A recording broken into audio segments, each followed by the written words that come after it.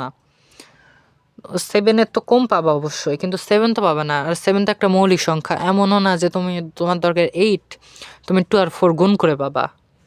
তো আমাদেরকে অবশ্যই কে 7 থেকে বড় অথবা 7-এর সমান হইতে হবে। তাহলে চলো কে যদি 7-এর সমান হয়, কে ইকুয়ালস টু 7, তাহলে তখন কি হয় 2 × 5 × 7 × 7 ফ্যাক্টোরিয়াল। তো দেখি এটা একটা স্কোয়ার নাম্বার আসে কিনা। তো কি হয় 2 × 5 × 7 আর 7 ফ্যাক্টোরিয়াল বাঙালি পাই 7 × 6 × 5 4 × 3 × 2 × 1। আচ্ছা এখন দেখি কি কি জোড়ে জোড়ে আছে।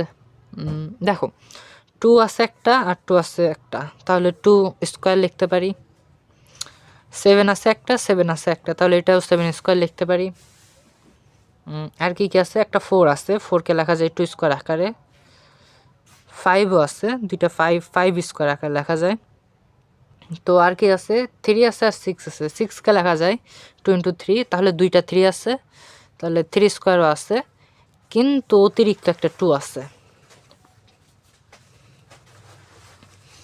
এই 2টা না থাকলে কিন্তু এটা একটা পূর্ণবর্গ সংখ্যা হয়ে যায়, তো সবগুলা স্কোয়ার আছে।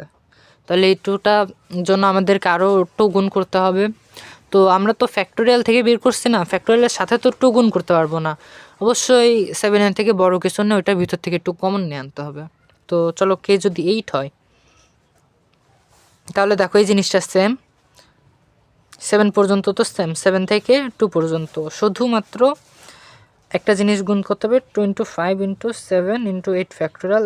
এখান থেকে দেখো 2 × 5 × 7 8 × 7 থেকে 6 1 পর্যন্ত আগের মতনই।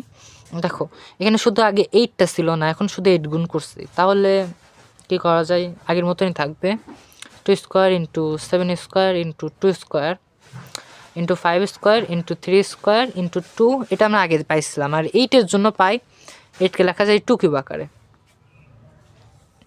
তো দেখো এখন 2 square × 7 square × 2 square × 5 square × 3 square × 2⁴ common নিলাম, এটা যোগ করলাম। আচ্ছা দেখো এখন কিন্তু সবগুলাই একটা স্কোয়ার আছে, সবগুলাই স্কোয়ার নাম্বার, সুতরাং এখান থেকে আমরা যদি কমন নিই 2 × 7 × 2 × 5 × 3 × 2 স্কোয়ার হোল স্কোয়ার, সেহেতু এটা একটা পূর্ণবর্গ সংখ্যা হবে।